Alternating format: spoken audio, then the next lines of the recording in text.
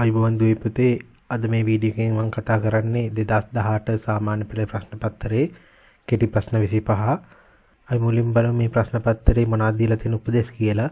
මේ කියලා තියෙන ප්‍රශ්න සියල්ලටම පිළිතුරු මෙම ප්‍රශ්න පත්‍රයේම සපයන්න. එතකොට උත්තර ටික කොලමුණක් නැතුව මේ දීලා තියෙන ඊට කඩේ හදන්න කියන එක තමයි කියලා තියෙන්නේ.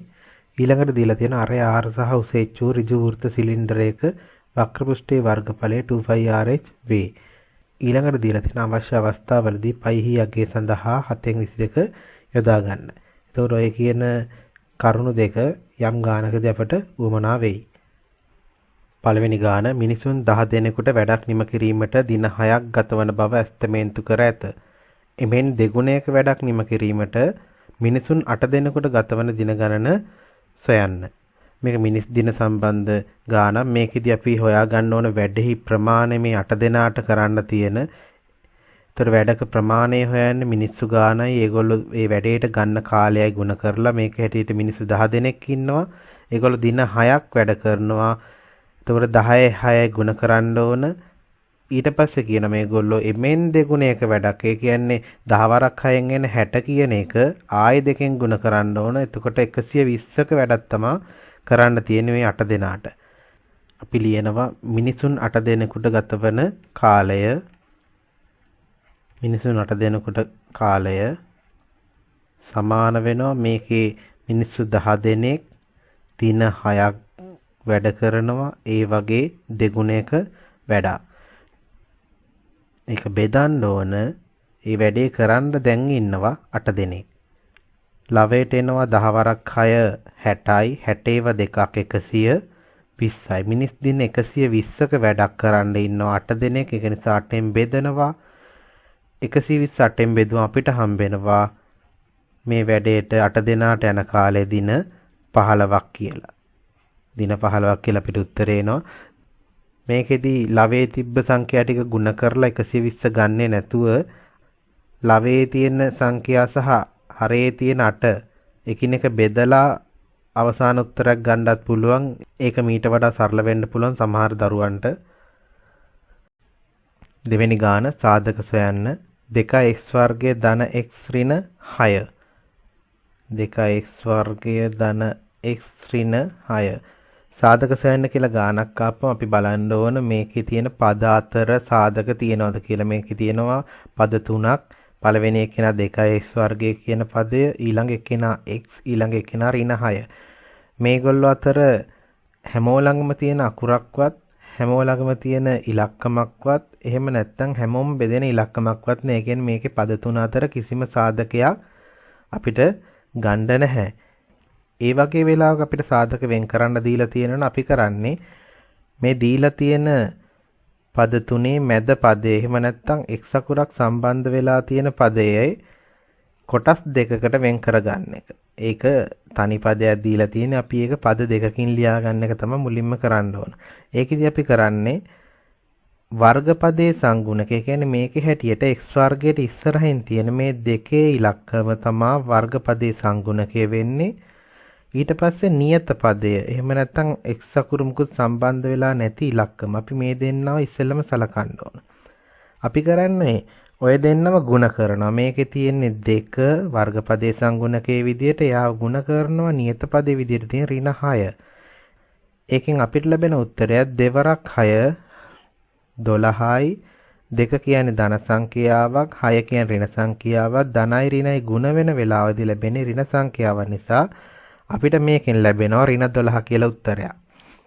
අපි බලන්න ඕන 12 හැදෙන විදිහ. 12 හැදෙනවා එක් වරක් 12න් හැදෙනවා, දෙවරක් 6න් හැදෙනවා, තුන් වරක් 4න් හැදෙනවා. දැන් අපිට සංගුණකයේ x වර්ගයේ සංගුණකයේ සහ නියත පදේ වෙන ඍණ 6 ගුණ කරාම අපිට ලැබෙන ඍණ උත්තර ඍණ 12. ඒතකොට මෙහෙම ඍණ ලැබෙන වෙලාවේදී අපි හොයා ගන්න ඕන අපිට ලැබෙන අගය හැදෙන විදි වලින් වෙනස මැද පදයේ සංගුණකය. මේක හැටියට මැද පදයේ සංගුණකය වෙන්නේ 1. මේ x අකුරට ඉස්සරහින් තියෙන්නේ 1. ඒතර වෙනස එකක් වෙන්නේ මේ 3 සහ 4 කියන සංඛ්‍යා දෙක අඩු කරාම. ඒ කියන්නේ 4න් 3ක් අඩු කරාම තමයි අපිට 1 එන්නේ.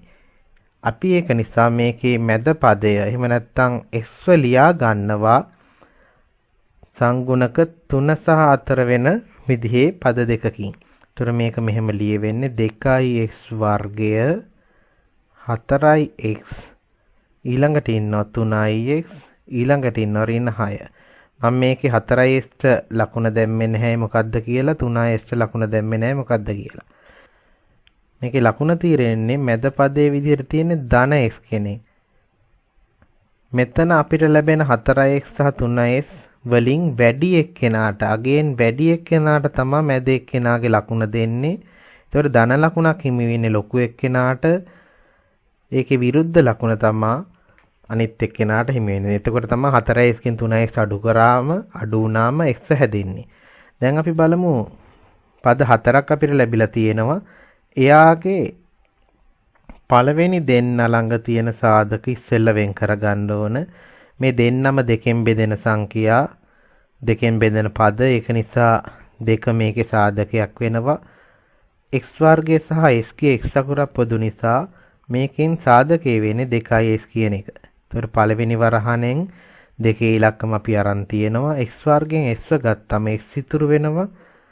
ධන 4 දෙකෙන් බෙදලා තමයි මෙතෙන්ට දාන්නේ. 4 දෙකෙන් බෙදුවම 2යි. x අකුර ගත්ත නිසා අපිට 2 විතරයි එන්නේ. ඊළඟට දෙවෙනි පද දෙක සැලකුවොත් ඍණ ලකුණක් පොදුයි දෙන්න ළඟම x අකුරු නැහැ දෙන්න ළඟ. ඒ වුණාට දෙන්න ආවම 3ෙන් බෙදෙන සංඛ්‍යා දෙකක් තියෙන. ඒක නිසා අපි 3 මේකේ සාධකයක් වරහන් දැම්මා. දැන් එතන ඉතුරු වෙන පළවෙනි එක්කෙනාගේ x අකුරක් ඊළඟට ඍණ 6 ඍණ 3ෙන් බෙදුවම ධන 2ක් කියලා ඉතුරු වෙනවා. දැන් ආයෙත් බැලුවොත් මෙතන වරහන් දෙක එක සමාන දෙන්නෙක් ඇවිල්ලා තියෙන. එයා පොදු සාධකයක් වෙනවා. ඒතකොට x ධන දෙක එක සාධකයක් විදිහට ගත්තම අපිට ඉතුරු වෙන පළවෙනි කොටසෙන් 2x කියලා දෙවෙනි එකෙන් ඉතුරු වෙනවා ඍණ 3යි කියලා.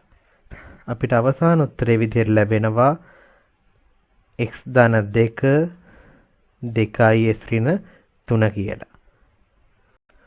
තුන්වෙනි ගාන රූපේ දී ඇති තොරතුරු අනුව x යගේ සොයන්න.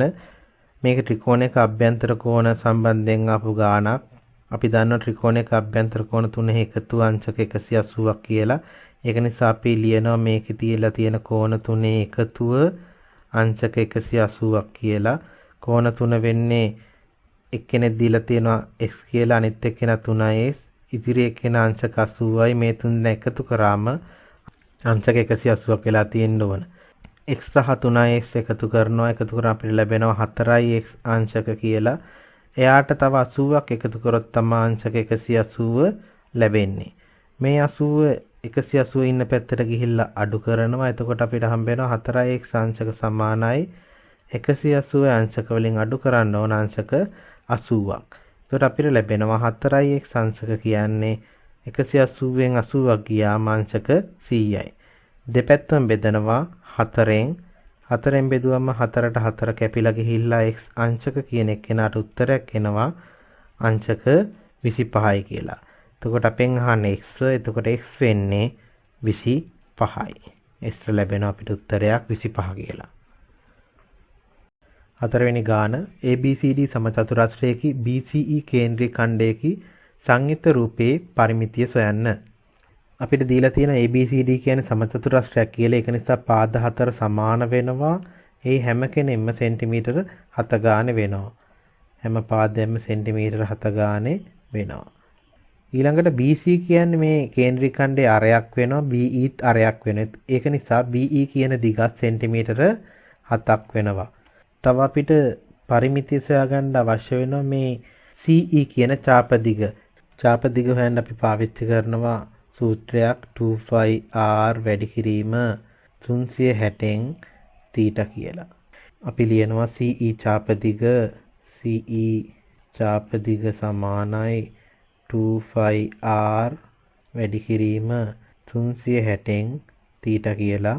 2π වෙනුවට අපි දානවා 7න් 22 අරය වෙන්නේ සෙන්ටිමීටර 7යි 360යි θ වෙනුවට කේන්ද්‍ර කෝණය දීලා තියෙන අංශක 90යි කියලා.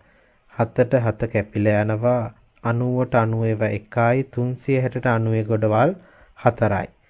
එතකොට උඩ වැඩි කරොත් දෙවරක් 22 44ක් කියලා තියෙනවා. ඒක බෙදන්න තියෙනවා යට ඉතුරු වෙලා තියෙන 4ක්. ඒතර 44 4ෙන් බෙදුවොත් අපිට ලැබෙනවා චාපදිග 11යි සෙන්ටිමීටර කියලා. අපිට ලැබෙන 11යි සෙන්ටිමීටර කියලා. දැන් වටේ දිග හොයන්න ඕන කට්ටිය අපි හොයාගෙන ඉවරයි. සෙන්ටිමීටර 7 අපිට තියෙනවා 4ක්. ඊට අමතරව මේ 11 කියන චාපදිග එකතු කරොත් තමයි අපිට මේ සංයුක්ත රූපයේ පරිමිතිය එන්නේ. අපි ලියනවා සංයුක්ත රූපයේ පරිමිතිය මේක සමාන වෙන්න ඕන සෙන්ටිමීටර 7 4ක් තියෙනවා. ඊට අමතරව සෙන්ටිමීටර 11ක් තියෙනවා. 4ක් 4 28යි සෙන්ටිමීටර. ඒකට එකතු වෙන්න ඕන සෙන්ටිමීටර 11ක්. අපිට උත්තරය ලැබෙනවා 39යි සෙන්ටිමීටර කියලා. සංයුක්ත රූපේ පරිමිතිය සෙන්ටිමීටර 39ක් වෙනවා.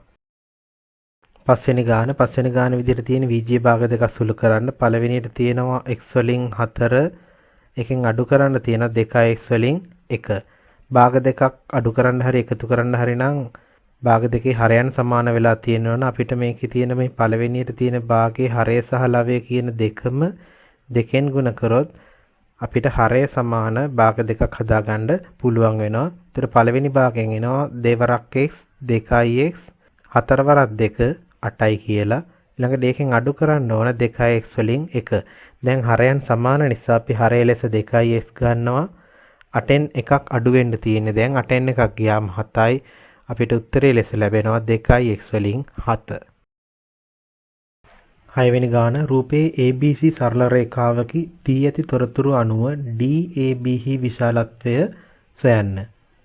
DAB විශාලත්වය සොයන්න කියලා තමයි අපිට දීලා තියෙන්නේ. අපි බලමු DAB කියන කෝණය මොකක්ද කියලා. DAB කියන්නේ මෙන්න මේ A මුල්ලේ තියෙන කෝණය අපිට හොයන්න තියෙන ඔන්න ඔය කෝණය. අපි සැලකුවොත් එහෙම මේකේ දීලා තියෙනවා BCD කියන්නේ සමද්විපාද ත්‍රිකෝණයක් කියලා. ත්‍රිකෝණය සමද්විපාද වුණාම සමාන වෙන පාදවලට ඉස්සරහින් තියෙන කෝණ සමාන වෙනවා.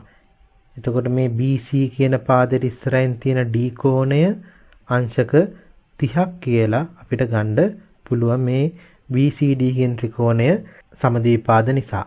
BCD කියන ත්‍රිකෝණය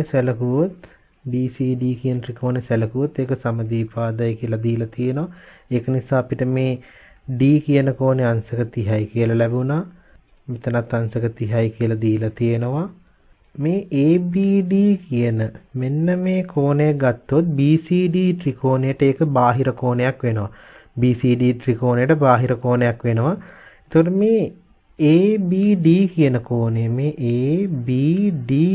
කෝණය සමාන වෙනවා මෙන්න මේ BCD කියන මේ කෝණයයි BDC කියන මෙන්න මේ කෝණය එකතුවට. ඒ කියන්නේ අපිට ප්‍රමේයයක් තියෙනවා ත්‍රිකෝණයක පාදයක් දික් කිරීමෙන් සෑදෙන බාහිර කෝණය අභ්‍යන්තර සම්මුඛ කෝණ දෙකේ එකතුවට සමාන වේ කියලා. ඒතර මේ මෙතන බාහිර කෝණය වෙන්නේ මේ ABD කියන කෝණය. එතකොට මේ බාහිර කෝණය සමාන වෙනවා මේ D මුල්ලේ තියෙන අංශක 30ට C මුල්ලේ තියෙන අංශක 30 එකතු කරාම එන අගයට. ඒ කියන්නේ අංශක 60ක් වෙන්න ඕන. මෙන්න මේ ABD කියන කෝණය මෙයා අංශක 60ක් වෙන්න ඕන. ඊළඟට මේකේ දීලා තියෙනවා මේ ABD කියන ත්‍රිකෝණයේ AD පාදයයි BD පාදයයි සමානයි කියලා. දිගින් සමානයි කියලා. එතකොට ABD කියන්නේ සමද්විපාද ත්‍රිකෝණයක්. එතකොට මේ සමාන වෙලා තියෙන පාදවලට ඉස්සරහින් තියෙන කෝණ විශාලත්වයෙන් සමාන වෙනවා. අපිට හොයන්න තියෙන DAB කියන කෝණයේ විශාලත්වය සමාන වෙනවා මේ ABD කියන අංශක 60 විශාලත්වයෙන් යුක්ත කෝණයට. ඒක නිසා මේ DAB කියන කෝණය සමාන වෙනවා අංශක 60ට. 7 වෙනි ගාන 26.3 සමානයි 10 1.42 වේ. LG 26.3 හි අගය කීයද? අපෙන් අහනවා LG 26.3 කීයද කියලා. මේ LG කියන එකේ තේරුම ලඝු 10 පාදයට කියන එක. එතකොට LG 26.3 කියන එකේ තේරුම් වෙන්නේ ලඝු 10 පාදයට 26.3 හි අගය. ලඝු ප්‍රකාශනයක් ගත්තා මේකේ තේරුම මේ දීලා තියෙන සංඛ්‍යාව මේකේ හැටියට 26.3 දීලා තියෙන පාදයට මේකේ හැටියට 10 දීලා තියෙන සංඛ්‍යාව දීලා තියෙන පාදයේ බලයක් විදිහට ලිව්වොත් දර්ශකයට එන්නේ කීයද කියන එක තමයි අපෙන් අහන්නේ. මේ LG 26.3 කියන එකේ තේරුම 26.3 10 බලයක් විදිහට ලිව්වොත් මේ දර්ශකයට එන්නේ කීයද කියන එක. ඒක ගානේ දීලා තියෙනවා 26.3 10 1.42 කියලා එනවා කියලා. එතකොට මේකේ උත්තරේ එනවා දර්ශකයට තියෙන 1.42 කියන එක. ඇත්තට මේ ගාන බැලුවොත් එහෙම දර්ශක ආකාරයෙන් දීලා තියෙන මේ 26.3 සමානයි 10 1.42 කියන ප්‍රකාශනය ලඝු ගණක ආකාරයෙන් ලියන්න කියන එක තමයි මේකේ නොකිය කියන්නේ. 8 වෙනි ගාන වර්ගඵලය 880යි වර්ග සෙන්ටිමීටර වූ ඍජු කෝණාශ්‍ර කඩදාසියක් පතුලේ අරේ 14 සෙන්ටිමීටර වූ ඝන ඍජු වෘත්ත සිලින්ඩරයක වක්‍ර පෘෂ්ඨය හරියටම වැසෙනසේ අලවා ඇත. සිලින්ඩරයේ උස සොයන්න. මෙන්න මේ ගාන හදන්න අවශ්‍ය කරන සූත්‍රය ප්‍රශ්න පත්‍රයේ මුලින්ම දීලා තිබ්බා. ඒක තමයි මේ නිල් පාටින් මම නැවත යොදාගෙන තියෙන මේ ගානට යටින්. ඍජු වෘත්ත සිලින්ඩරයක වක්‍ර පෘෂ්ඨ වර්ගඵලය සමාන වෙනවා 2πr h. මේකේ r කියන්නේ අරය, h කියන්නේ සිලින්ඩරයේ උස. එතකොට මේ ගානේ හැටියට වක්‍ර පෘෂ්ඨ වර්ගඵලය හෙව්වොත් සමාන වෙන්න ඕන 880කට වර්ග සෙන්ටිමීටර්. අපි අගයන් ආදේශ කරමු. 2 වෙනුවට යොදනවා 7න් 22 අරය වෙනුවට යොදනවා 14යි සෙන්ටිමීටර්. අපි උස දන්නේ උස තමයි අපිට හොයන්න තියෙන්නේ h. ඒක සමාන වෙන්න ඕන වර්ග සෙන්ටිමීටර 880කට. සුළු කරොත් එහෙම 7ට 7 1යි 14ට 7 2යි. දැන් ඉතිරි වෙච්ච ටික වැඩි කරොත් එහෙම දෙවරක් 22 44යි 44 2 88යි. 88 වරක් h සමාන වෙනවා 880ට. අපි දෙපැත්තම බෙදනවා 88න්. 88ට 88 කැපෙනවා. එතකොට h අපිට ඉතුරු වෙනවා h සමානයි 880 88න් බෙදුවොත් 10යි සෙන්ටිමීටර්. අපිට එන උත්තරේට සිලින්ඩරයේ උස විදිහට සෙන්ටිමීටර් 10ක්. 9 වෙනි ගාන ABCD යන වෘත්තය මත පිට ලක්ෂ 4කි.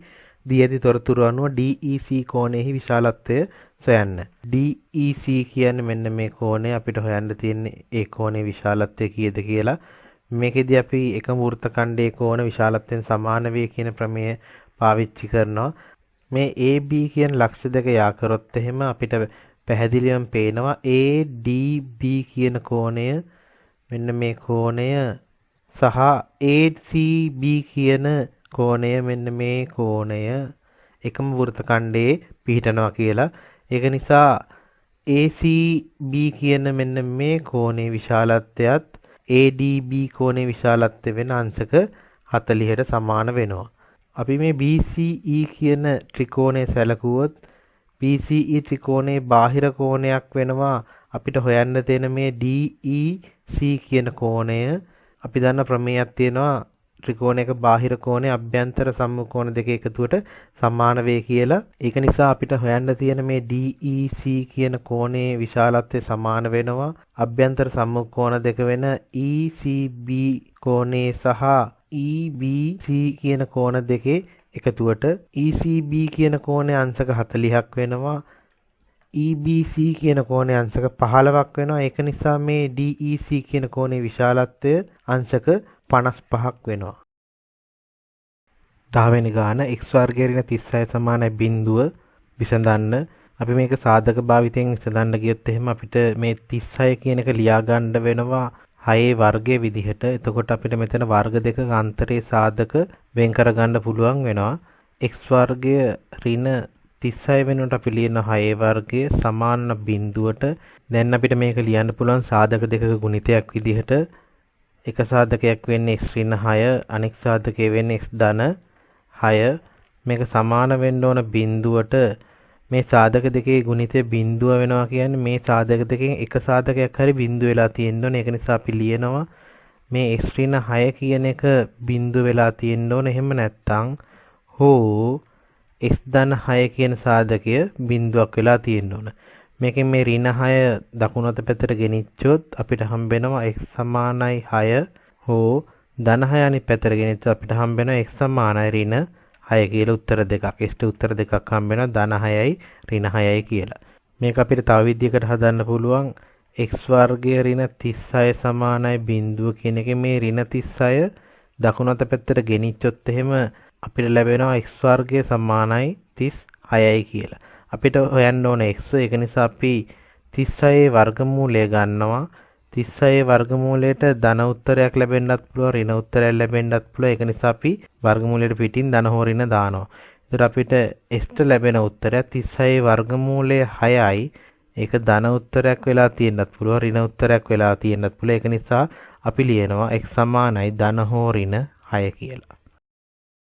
11 වෙනි ගාන ඒකාකාර ශීඝ්‍රතාවයකින් ජලය ගලා යන නලයකින් ධාරිතාව ලීටර 480ක් වූ ටැංකියක් සම්පූර්ණයෙන් ජලයෙන් පිරවීමට මිනිත්තු 8ක් ගත වේ.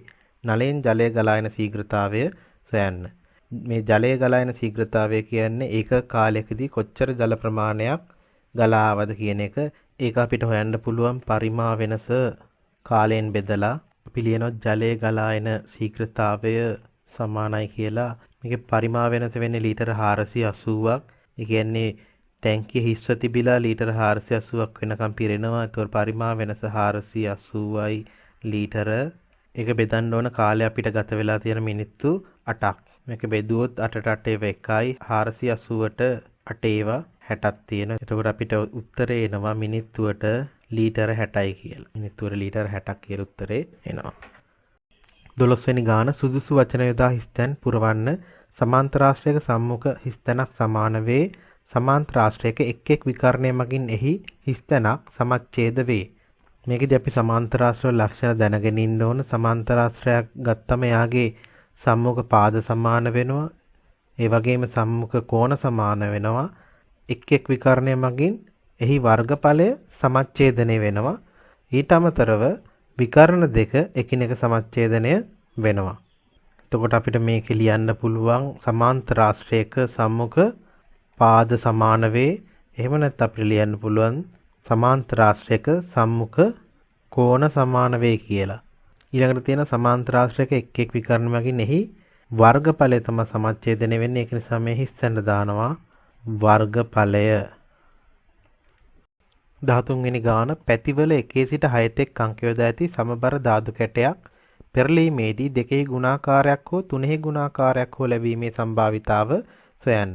මේ ධාතු කැටයකට පැති 6ක් තියෙනවා. මේ පැති 6 1 2 3 4 5 සහ 6 කියන අංක යොදලා තියෙනවා. අපිට කියනවා දෙකේ ගුණාකාරයක් හෝ තුනෙහි ගුණාකාරයක්. අපි බලනවා මෙතන තියෙන දෙකේ ගුණාකාර ගත්තොත් 2 4 6 කියන ඒවා දෙකේ ගුණාකාර.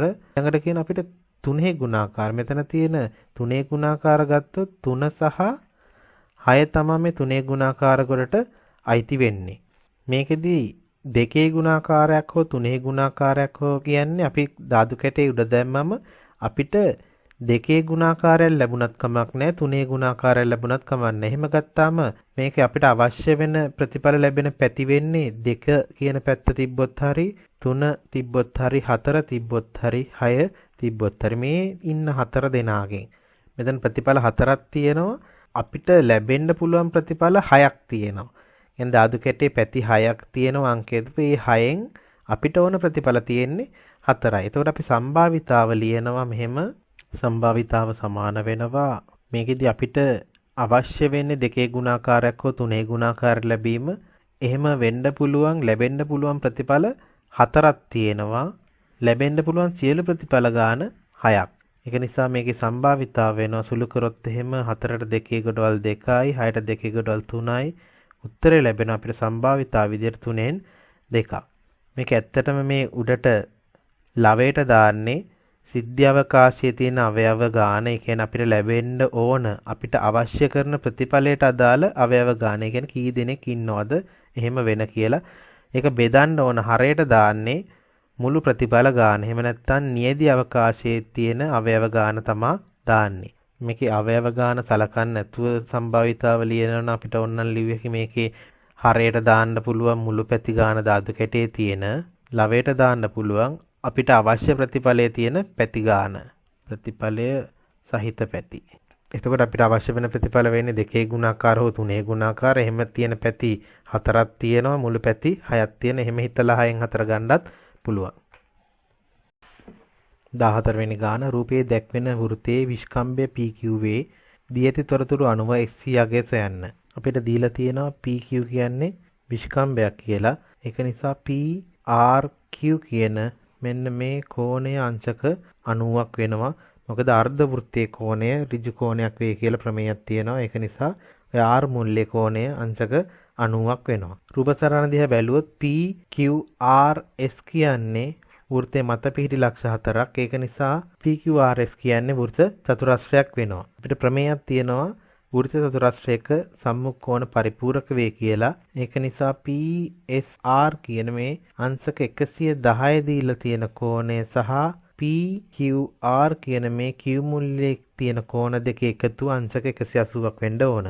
එතකොට මේ PQR කියන කෝණය අංශක 70ක් වුණොත් තමා දෙන්නගේ එකතුව අංශක 180 වෙන්නේ. දැන් අපි සැලකුවොත් මේ PQR කියන මෙන්න මේ ත්‍රිකෝණය අපි දන්නවා ත්‍රිකෝණයක අභ්‍යන්තර කෝණ තුන එකතු අංශක 180ක් කියලා. PQR ත්‍රිකෝණයේ අභ්‍යන්තර කෝණ තුනේ විශාලත්වය වෙනවා අංශක 1 කෝණයක්, අනිත් කෝණය අංශක 70ක්, ඉතිරි කෝණය අංශක 90ක් වෙනවා. මේ තුන් දෙනාගේ එකතුව අංශක 180ක් වෙන්න ඕන. x අංශක ධන 90 70 එකතු කරාම අංශක 160යි. මේක සමාන වෙලා තියෙනවා අංශක 180ට. මේ අංශක 160 180 ඉන්න පැත්තට ගෙනිච්චොත් අංශක සමාන වෙනවා 180න් අඩු කරන්න ඕන අංශක 160ක්. ඒතර අපිට හම්බෙනවා x අංශක කියන්නේ අංශක 20යි කියලා. ඒ කියන්නේ සමාන වෙනවා 20ට. 15 වෙනි ගාන මෙම වගුවට අනුව රුපියල් 810ක වාර්ෂික ආදායමක් ලබන තැනැත්තෙකු ගෙවිය යුතු ආදායම් බද්ද සොයන්න. 810ක් කියන්නේ රුපියල් ලක්ෂ 8ක් කියන එක. ඒතර මේකේ වගුව දීලා තියෙන වාර්ෂික ආදායම සහ බදු ප්‍රතිශතය වශයෙන් පළමු ලක්ෂ 5 බදු වලින් නිදහස් කියලා දීලා තියෙනවා. ඊළඟ ලක්ෂ 5 සඳහා 100ට 4ක්. ඊට පස්සේ තුන්වෙනි ලක්ෂ 5 සඳහා 100ට 8ක් වශයෙන් බදු ප්‍රතිශත දීලා තියෙනවා. ගානේ දීලා තියෙන තැනැත්තා හොයන්නේ වාර්ෂිකව රුපියල් ලක්ෂ 8ක මුදලක්. එතකොට මේකේ බදු ප්‍රතිශත දීලා තියෙන ලක්ෂ 5න් පහට නිසා මේ ලක්ෂ 8ක මුදල අපි ලක්ෂ 5 කොටස් වලට වෙන් කරන්න ඕන. මෙහෙම වෙන් කරොත් එහෙම අපිට 1 ලක්ෂ 5ක් වෙන් කර හැකි. තව ඉතුරු වෙනවා ලක්ෂ 3ක්. ඒතර වගුවේ දීලා තියෙනවා පළමු ලක්ෂ 5 බදු වලින් නිදහස් කියන එකේ තේරුම ඇවිල්ලා යම් පුද්ගලයෙක් ලක්ෂ 5ක් හරි ඊට අඩුවෙන් හරි වර්ෂයකට හොයලා තිබ්බොත් ඒ පුද්ගලයාට බදු අය කරන්නේ නැහැ. ඊට පස්සේ දෙවෙනිට දීලා තියෙන ඊළඟ ලක්ෂ 5 සඳහා 100ට 4ක්. ඒකේ තේරුම යම් පුද්ගලයෙක් ලක්ෂ 5 ඉඳලා 10 වෙනකන් හොයලා තියෙනවනම් එහෙනම් ලක්ෂ 5ට වැඩියෙන් හොයලා තියෙනවා. එතන ඉඳලා ලක්ෂ 10 වෙනකන් තියෙන මුදල සඳහා බදු අය කරනවා 100ට 4ක්. ඊළඟ ලක්ෂ 5 සඳහා 100ට 8ක් කියන්නේ එයා ලක්ෂ 10 ඉඳලා 15 වෙනකන් හොයලා තියෙනවනම් ඒ 10 ඉඳලා 15 වෙනකන් තියෙන මුදලට 100ට 8ක් අය කරනවා කියලා. දැන් මේකේ හැටියට පළවෙනි ලක්ෂ 5 බද්දෙන් නිදහස්. ඒ කියන්නේ මේ ලක්ෂ 8න් ලක්ෂ 5කට බදු අය වෙන්නේ නැහැ. බදු අය වෙන්නේ මේ ඊට වැඩිය උපයපු ලක්ෂ 3ට. ඒක අයිති වෙන්නේ මේ ඊළඟ ලක්ෂ 5 කියන කොටසට. එයා ලක්ෂ 5ක්ම උපයලා නැහැ. හැබැයි උපයලා තියෙන වැඩිපුර ලක්ෂ 3ක්. මේ වැඩිපුර උපයපු ලක්ෂ 3ට 104ක බදු මුදලක් අය කරනවා. ඒත් අපිට හොයන්න තියෙන්නේ ගෙවිය යුතු ආදායම් බද්ද. ගෙවිය යුතු ආදායම් බද්ද සමාන වෙනවා වැඩිපුර ඉපෙපු මේ ලක්ෂ 3ට 100ට 4ක් බලන්න ඕන. කියන්නේ 100න් 4න් මේක ගුණ කරනවා.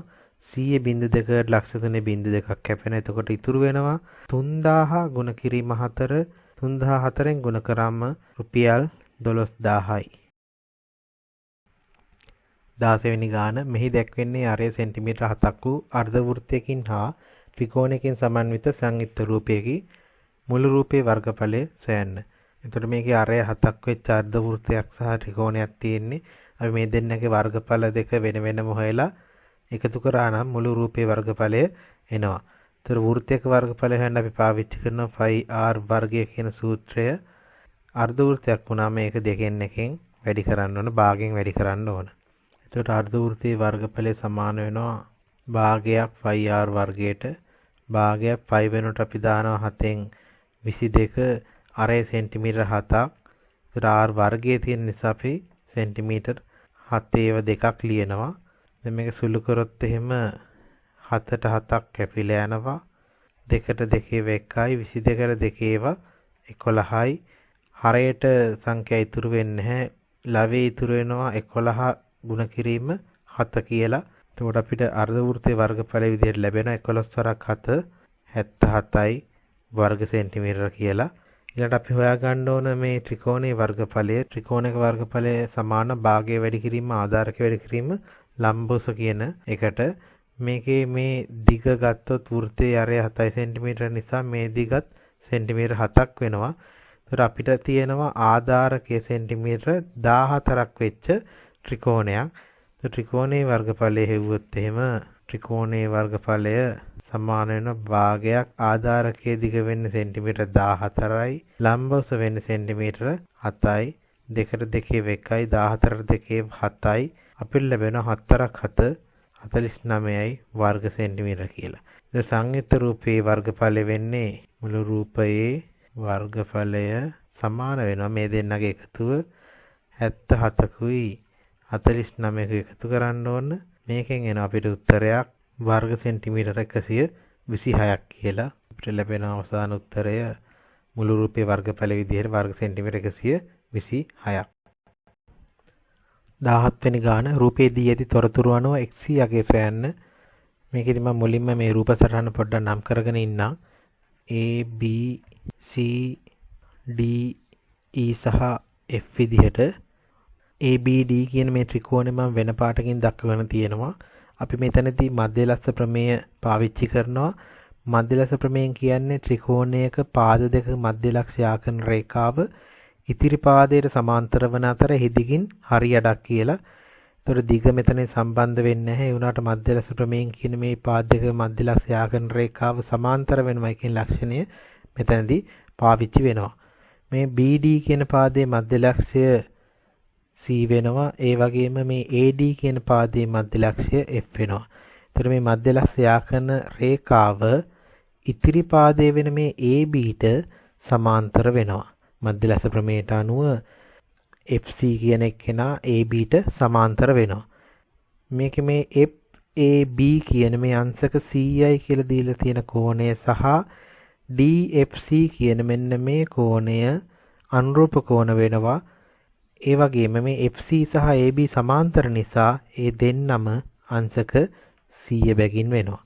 ඊළඟට මේ DEF කියන මෙන්න මේ ත්‍රිකෝණය සැලකුවොත් එහෙම එයාගේ බාහිර කෝණයක් වෙන මේ අංශක 100 කියලා දක්වන මෙන්න මේ කෝණය. ඒතර අපි ප්‍රමේයයක් දන්නවා ත්‍රිකෝණයක පාදයක් දික් කිරීමෙන් සෑදෙන බාහිර කෝණය අභ්‍යන්තර සම්මුඛ කෝණ දෙක එකතුවට සමාන වෙනවා කියලා.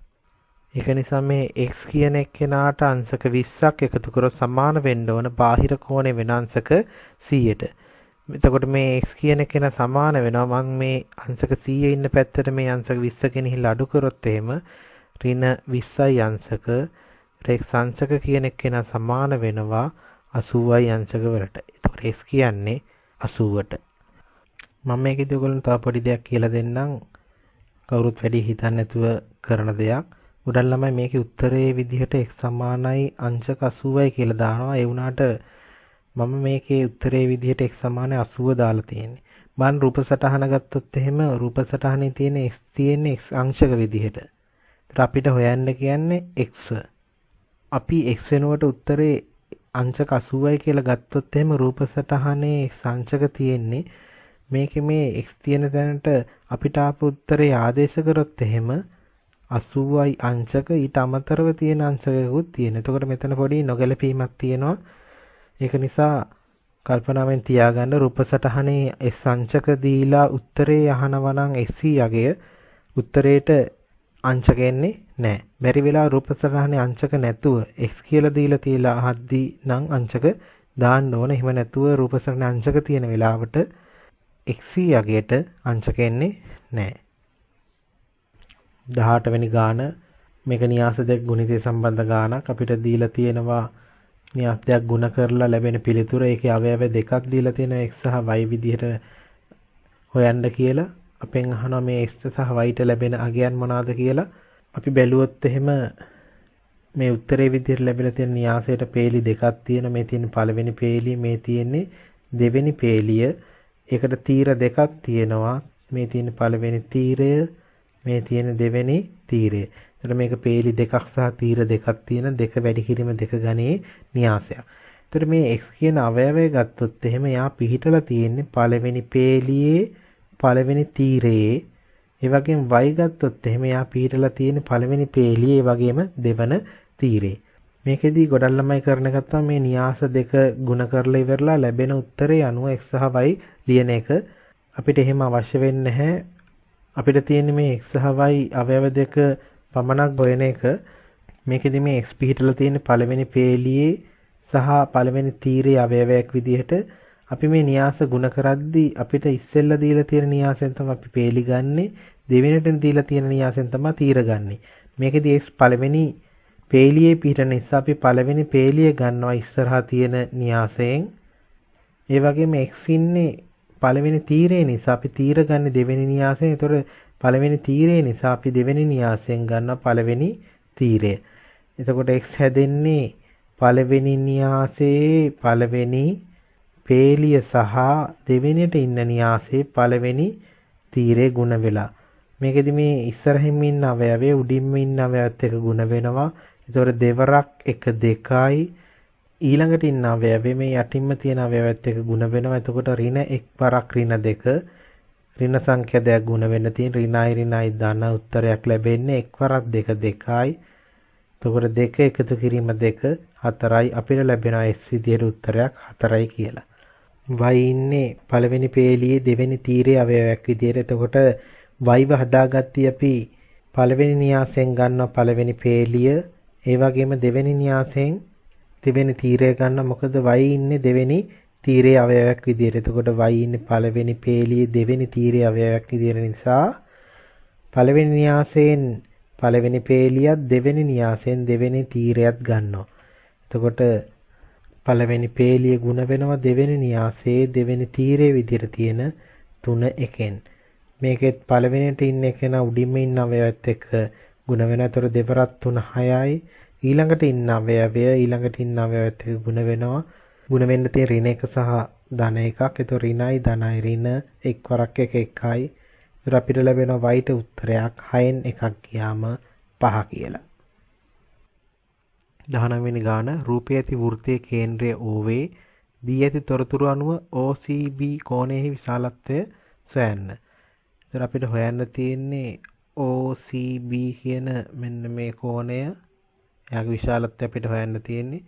මේකදී අපි ප්‍රමේයයක් පාවිච්චි කරනවා වෘත්ත ඡාපයක් මගින් කේන්ද්‍රය ආපාතනය කරන කෝණය ඉතිරි කොටස මත ආපාතනය කරන කෝණෙමෙන් දෙගුණයක කියන ප්‍රමේය. මේකේ මේ AOC කියන්නේ කේන්ද්‍රය මත ආපාතනය කරන කෝණය. එතකොට ඒ අංශක 50ක් වෙලා තියෙන මෙන්න මේ කෝණය තමයි කේන්ද්‍රය මත ආපාතනය කරන කෝණය වෙන්නේ.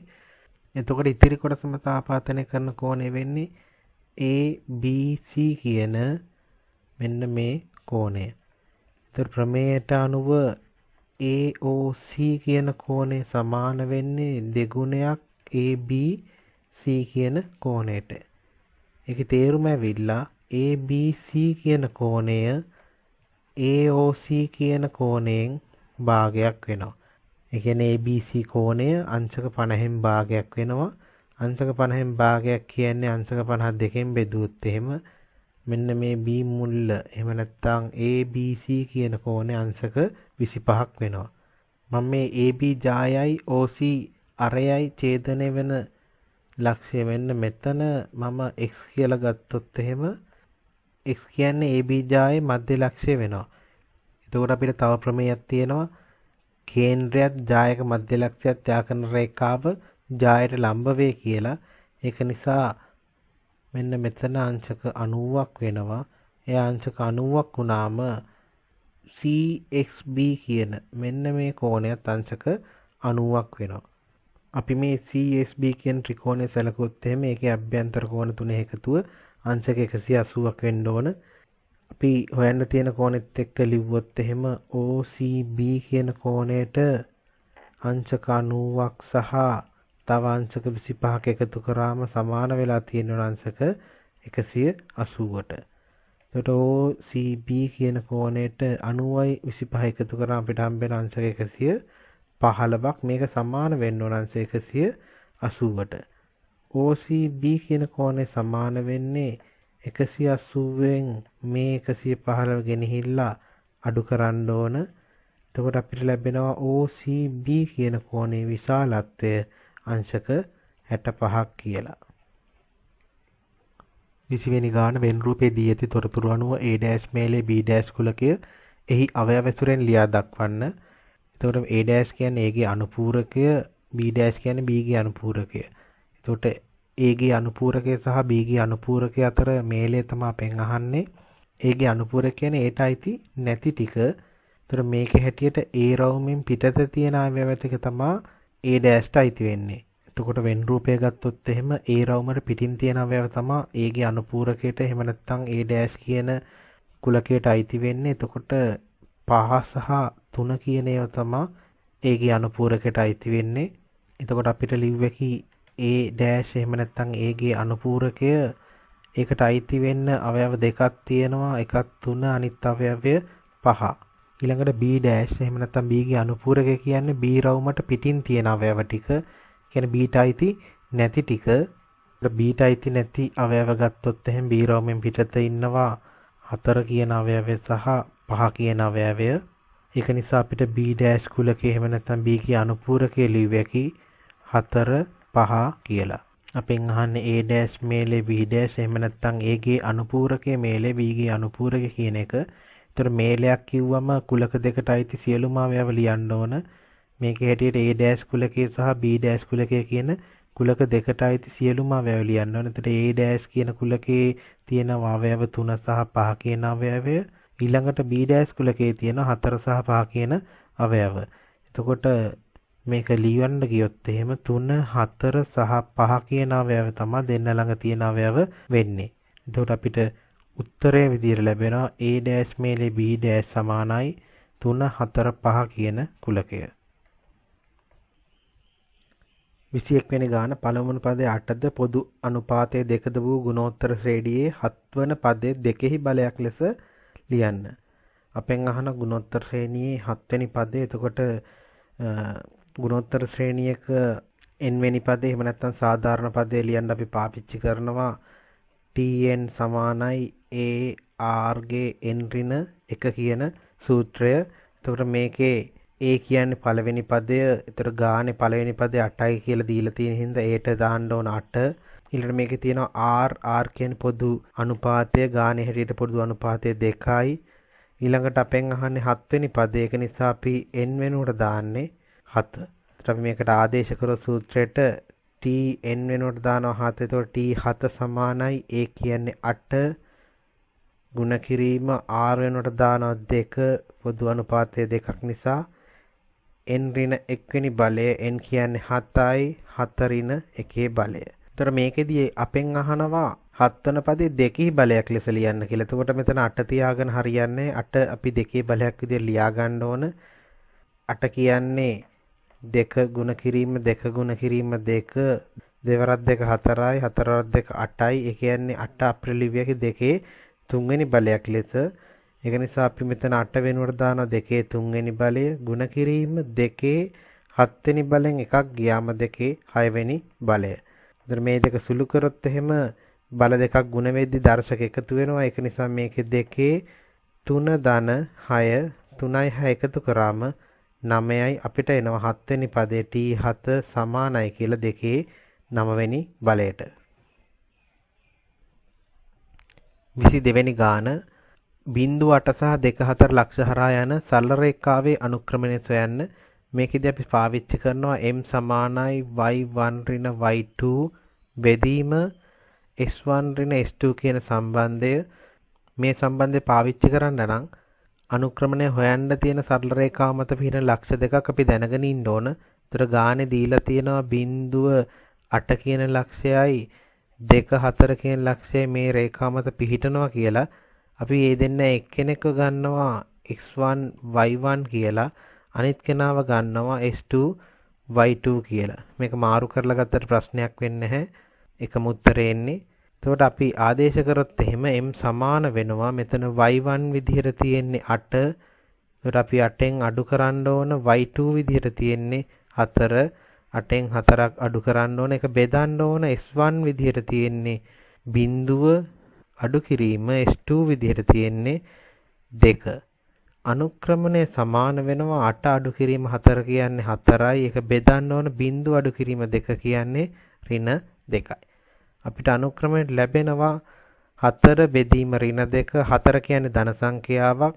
ඍණ 2 කියන්නේ ඍණ සංඛ්‍යාවක්. ධනයි ඍණයි බෙදෙද්දී ලැබෙන උත්තරය ඍණ 4ට 2 ඒවා 2යි. අපිට ලැබෙන අනුක්‍රමණය ඍණ 2යි කියලා. 23 වෙනි ගාන ආරෝහණ පටිපාටිට සකස් කරන ලද දත්ත වැලක පළමුවන චතුර්ථකයේ පිහිටා ඇත්තේ 7 වන ස්ථානයේය. මෙම වැලේ ඇති දත්ත සංඛ්‍යාව කීයද? අපි බලමු චතුර්ථක කියන්නේ මොනවාද කියලා. අපි සම්පූර්ණ දත්ත ප්‍රමාණය මේ නිල් පාට ඉරෙන් දැක්වුවොත් එහෙම මේ දත්තවල හරි මැද තියෙන දත්තයට කියන අපි මධ්‍යස්ථය කියලා. එන් දත්ත ටික සමාන කොටස් දෙකකට බෙදෙන විදිහට මැද්දෙන් පිහිටන දත්තය. එතකොට එයා මධ්‍යස්ථය කියන එයාව අපි සංකේතවත් කරනවා Q2කින්. එහෙම නැත්නම් ඒකට කියනවා දෙවන චතුර්ථකය. එතකොට මේ මුලින් තියෙන දත්ත භාගයේ හරි මැද මුලින්ම තියෙන දත්ත කොටසේ හරි මැද. එතන තියෙනවා පළවෙනි චතුර්ථකය. එයාට අපි කියනවා Q1. එහෙම නැත්නම් පළවෙනි චතුර්ථකය.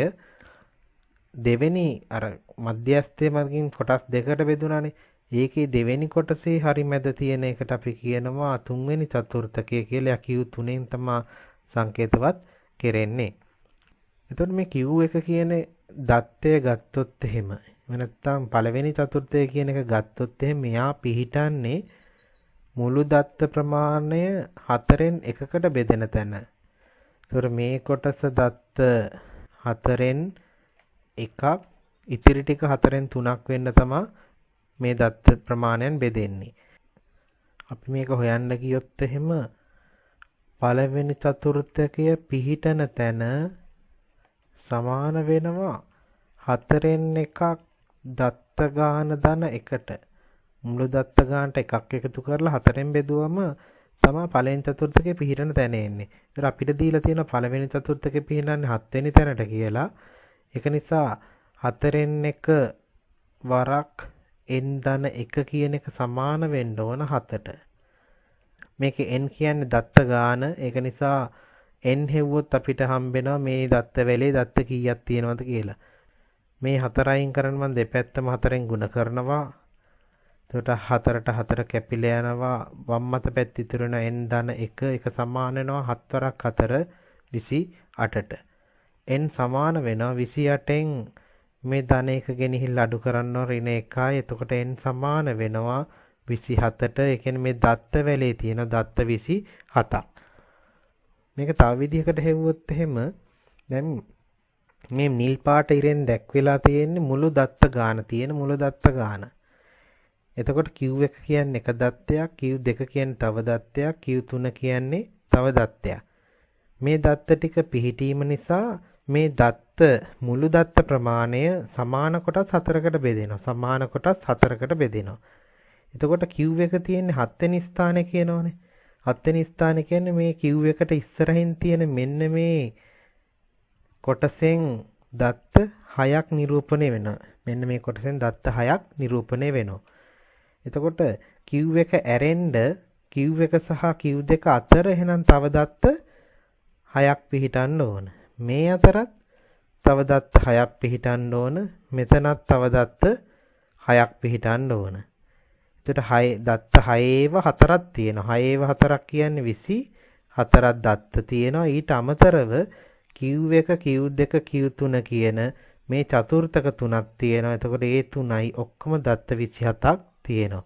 එහෙම හොයන්න පුළුවන් කවුරු හරි කෙනෙක්ට මේ 4න් 1යි n ධන 1 අමතක නම් මේ විදිහට ඇඳගෙන බලලා සාමාන්‍ය විදිහට හිතලා කරන්නත් පුළුවන්. 24 වෙනි ගාන සුළු කරන්න අපිට බීජීය භාග දෙකක් බෙදන්න තියෙන්නේ. අපිට මේකේ දීලා තියෙනවා 10යි b වලින් 3යි a කියන භාගය බෙදන්න කියලා 5යි b වලින් 9 කියන භාගෙන්.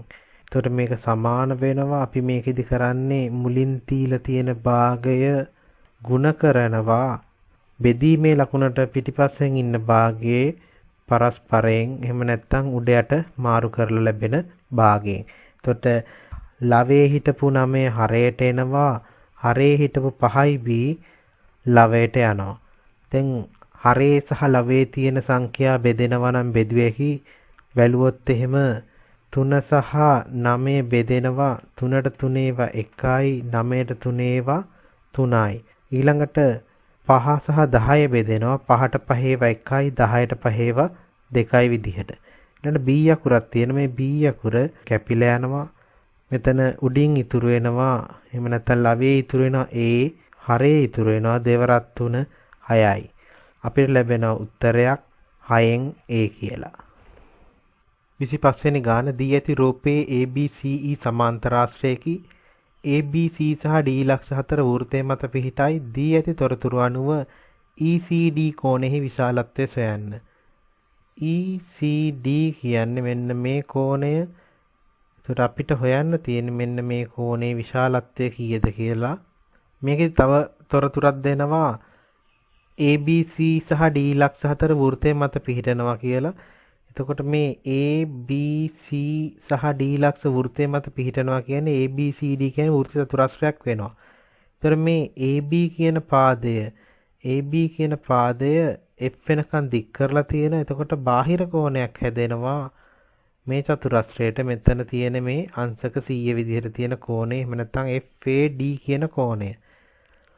වෘත්ත චතුරස්‍ර සම්බන්ධ ප්‍රමේයයක් තියෙනවා. වෘත්ත චතුරස්‍රයක බාහිර කෝණය අභ්‍යන්තර සම්මුඛ කෝණයට සමාන වේ කියලා. ඒක නිසා මේ FAD කියන කෝණය සමාන වෙනවා වෘත්ත චතුරස්‍රයේ අභ්‍යන්තර සම්මුඛ කෝණය වෙන BCD කියන කෝණයට. මේ BCD කියන කෝණය තමයි සමාන වෙන්නේ මේ අංශක 100යි කියන පිටින් තියෙන බාහිර කෝණය.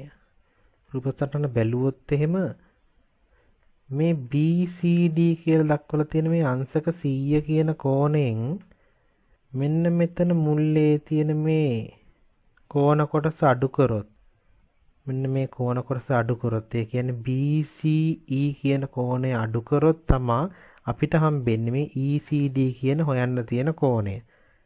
අපි හොයාගත්තොත් මේ BCE කෝණයේ අගය අපිට පුළුවන් CM මේ BCE කෝණය අඩු කරලා අපිට අවශ්‍ය කෝණය ලබා ගන්න.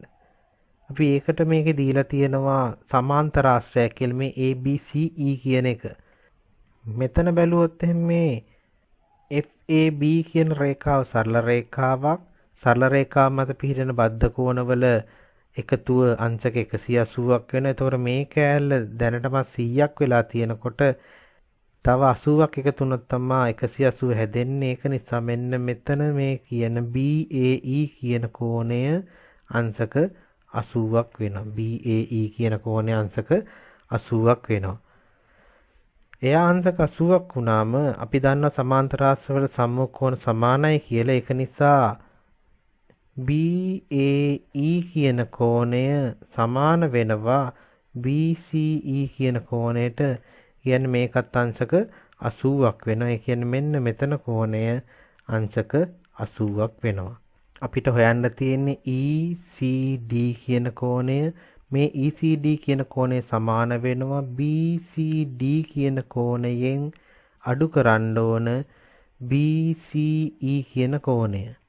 එතකොට මේ BCD කියන කෝණය අපි රූප සටහනේ දක්වලා තියෙන එයා අංශක 100ක් වෙනවා.